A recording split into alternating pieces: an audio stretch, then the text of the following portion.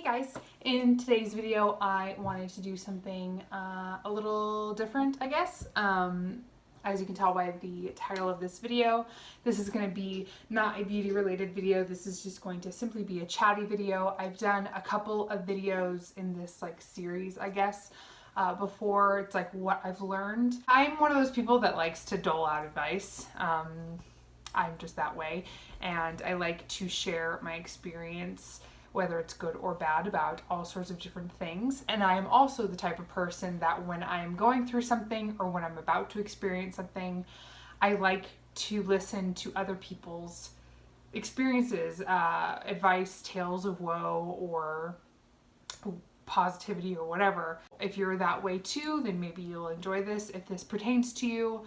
Or if not, if you're just interested to know what it's like to be a military spouse, then you might find this interesting. Trevor has been in the military for about 2.5 years now. So we've been in the military for about 2.5 years, and it's definitely been an experience. Sometimes good, sometimes bad.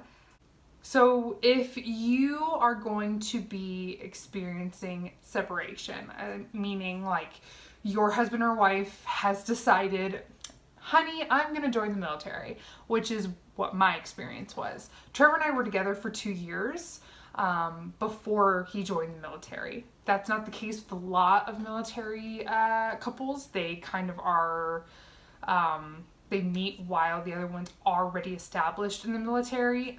Not with us. We were together for 2 years, and then he's like, you know what? I think that this is my path in life, and I think that it'll bring a lot of good opportunities for us to make money and to be stable and have a family and start our family and this and that. So I'm going to join the military and make that sacrifice for our family. Awesome.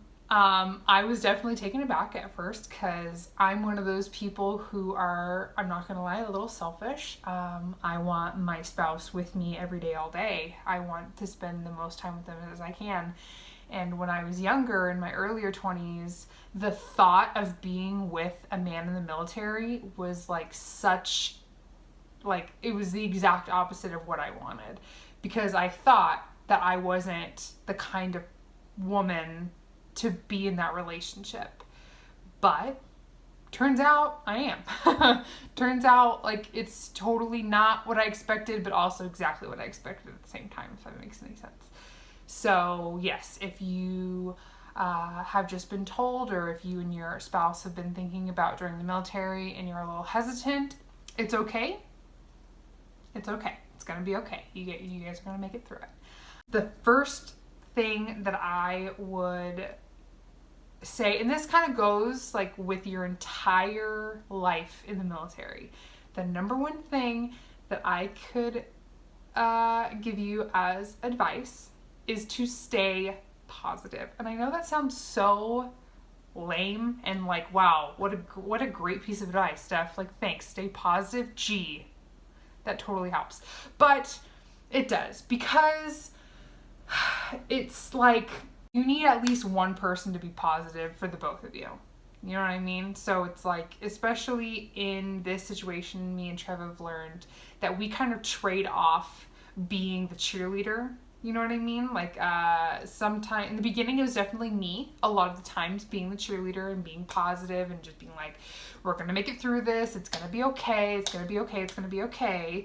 And then we've, flip-flopped sometimes where I get really overwhelmed with the situation, and then Trev's the one who's we have to stay positive. It's going to be fine. We're going to make it through it. We're going to work it out, blah, blah, blah. So I know that sounds really silly, but if you're worried about the time that you are separated, just stay positive, because it's going to be okay. Whether it's basic training or deployment. Basic training is a little bit more structured. So if you're going to go through a separation, basic training or some type of schooling is better, because there is a distinct start date, end date.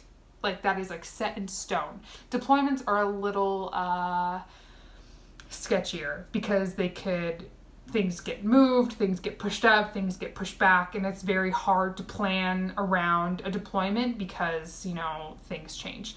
But most of the time basic trainings in schools have like a set start date and a set end date. So you can really wrap your brain around, okay, I have this many days until he leaves. Okay, I have this many days until he comes home. And it's like you kind of, it's easier to compartmentalize, I guess, like the time that's separated, because you have like that sort of structure. With basic training, however, they're like basic training and deployments are very different, because in basic training the communication is very hit or miss. In the beginning, when Trev went through basic training, we didn't speak to each other for 3 weeks. He left, and then he didn't get phone privileges for the first 3 weeks. So that really sucked. But after that, they get into a better routine where it's like every Sunday they get their phone for like an hour or whatever. So there's that. And then in deployment, depending on the seriousness of the deployment, like, I mean, all deployments are serious, but depending on the deployment, like my husband's last deployment, we had a lot of communication. There was a lot of opportunity and availability for us to communicate, whether it's like texting or calling or FaceTiming or whatever. That may not always be the case. Sometimes deployments are a little bit more strict because of like Wi-Fi restrictions, or like they're out on missions and blah, blah, blah, blah, blah. But I mean, your spouse will most likely be able to let you know, like, hey, we're going to be down in communication for this many days, or blah, blah, blah, blah, blah. But I'm going to, like, you know, that sort of thing. So for communication, what we found during basic training really, really helped us was letters. Like, I wrote Trev a letter every single day he was gone. So when he came home with like a giant box of letters. So that was crazy. But that really helped, because it kind of kept him up to date with like my day to day. So it's like not like days passed without me like talking to him or thinking about him or whatever, but it was a way to keep him like involved in my day to day routine, which may sound like not that big of a deal, but I know for the spouse who isn't at home, whether it's deployment or basic training or schooling, they fear being left out. Like, I know that's like a big fear, is that, oh my gosh, are my loved ones moving on without me? Are they living their lives completely fine without me in the mix? And so you, as the spouse at home, you need to make an effort to include them in your day-to-day routine, whether it's writing them a letter every single day, or, you know, if they're like gone out on a mission and they're not going to have their phone for 6 days, then like send them like little texts, like, you know, so they have a whole bunch to come home to, like that sort of thing, or like sending them care packages or anything like that. So you just want to make sure to include them in your day-to-day routine. But it's also really good for them to be reassured, like, okay, my loved ones aren't, you know, like living life happily without me at home, and you know, I'm still loved and missed and cherished and all that stuff. Like, it may sound silly, but it really does help tremendously. Another big thing that really helped with us during basic training and schooling as well as deployment is to like make a plan for afterwards. So you have not only a homecoming to look forward to, but you have like a celebration of your homecoming to look forward to. When it was his basic and training, we had planned a trip to Mexico as kind of like a second honeymoon type of thing. And it was really helpful for him because he got to plan the whole thing, and I didn't know a single thing about it. All I knew is that we were going to Mexico. So I had no like hands in the planning, but it was really fun for him to kind of like use that as a distraction. Like, okay, like I'm going to plan this really amazing trip for me and my wife and blah, blah, blah. And it's going to be really fun and exciting. And then for me, it was, oh my gosh, like I'm so excited for him to come home. But I like, you know, 3 days later, we're going to go on this like 5-day trip to Mexico, and it's going to be amazing. And it was kind of the same thing after his deployment. Like after his deployment, we went to California for a week and a half, and we had this like whole theme park week planned where we like went to a different theme park every single day for like a week. So it's like little things like that really help, you know, keep you distracted as well as like looking forward towards a goal.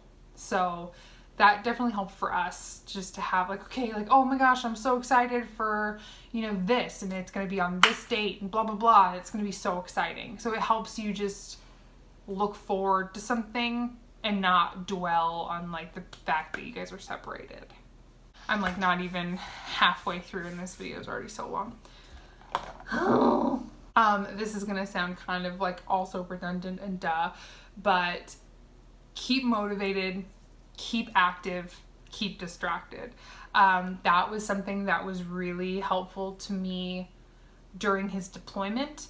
Since we had just got here, I didn't want to move back home. And that's totally an option for you. I don't judge any woman or spouse that decides to like pack up their house and go back home to stay with their friends and family and stuff during deployment, because, you know, I'm probably going to do that next time, but that's mainly because I have Charlotte. Anyway, that's neither here nor there. But we had just arrived here. We had just like set up the house and this and that, and then he was deploying. So I wanted to be a big girl, and I decided to stay here by myself for the majority of the deployment. I was here by myself with 2 dogs because we didn't have Ranger yet, for like 6 months out of his 9-month deployment. And I didn't have a job, like, you know, I didn't work or anything. So I you know, had a lot of time on my hands. So I stayed motivated, I stayed active, and I stayed distracted. I did the whole thing that many spouses do. I like got on that, like, you know, gym grind, and it actually worked out really well for me. I got into like the best shape of my life. I got really into my health and diet and fitness. I started my YouTube channel, which was really helpful for me. It was an outlet. It was something that really kept me busy and like focused on like it kept me focused on a project. So I wasn't just sitting here like sad and lonely that my husband was like across the like, you know, world. I went through phases of doing different activities. Like I had a puzzle phase where I basically did, I think, 12 1,000-piece puzzles in the span of like a month. I was like really obsessed. I went through different phases of like binge watching shows on Netflix and Hulu and all that stuff. I went through a phase where I, watched a whole bunch of movies that I'd never seen before. Just went through all these different phases of things to keep me entertained and distracted and busy.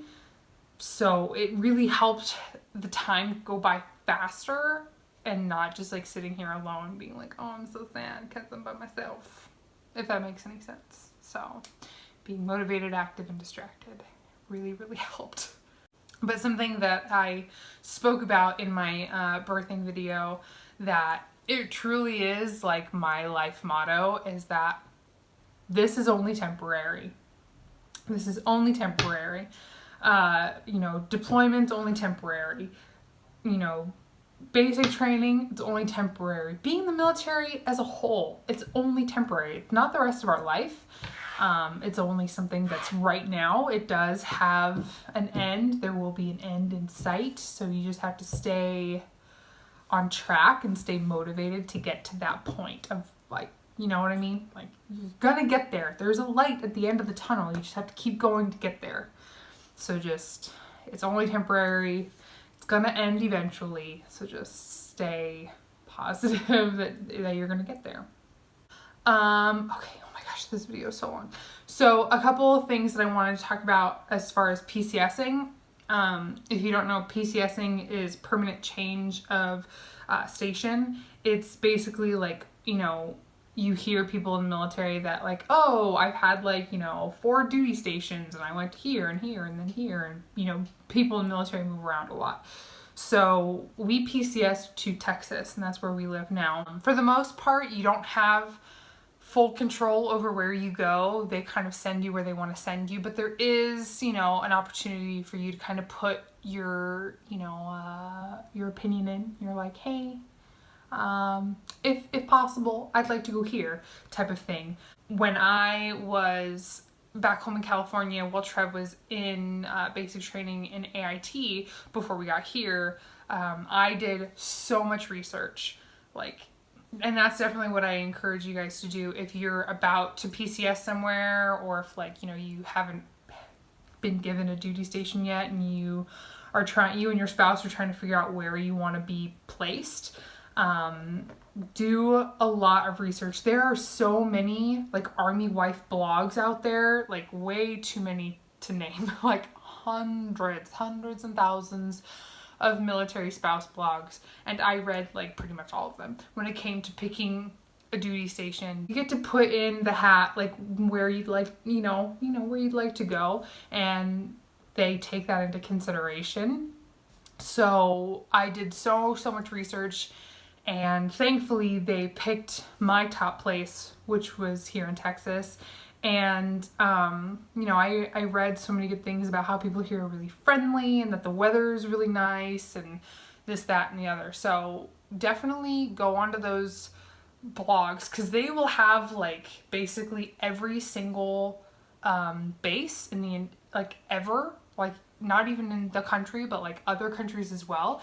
And they'll have just like testimonials basically of just families, like real families that have lived there, and they give pros and cons about, like, you know, the weather, the traffic, the people, you know, the military housing, the people on base, like everything will be on there for you to just comb through, and you can find what will work best for your family as far as like what you're looking for in a community or weather or whatever. So I definitely encourage that, to just do your research and find out like what duty station like interests you the most. When it comes time to actually move, make a plan. Have a plan. Trev and I did not have a plan. It didn't really help that we only had 10 days in between him graduating AIT and us getting here to Texas. There's only 10 days. And like 5 of those days we were in Mexico. But we definitely could have planned ahead. But because we didn't know, wow, I felt like such like a news reporter. Because we didn't know anything, like nobody in his family had ever been in the military, I don't think. And nobody in my family had ever been in the military. So we kind of had like zero idea of how things worked, or what to do or what not to do, or like what to plan for or prepare for. We were totally ignorant. We had no idea. There is a service that the Army will offer you to come to your house and to pack up all your crap and put it on a truck and then move it to your duty station for you. Now that sounds fantastic. I encourage you to not do that, because we did that, and I encourage you to not. And the reason I say that is because they have zero sense of urgency to do that for you. We should have just packed up all of our crap, rented a U-Haul, and then just taken it to Texas ourselves.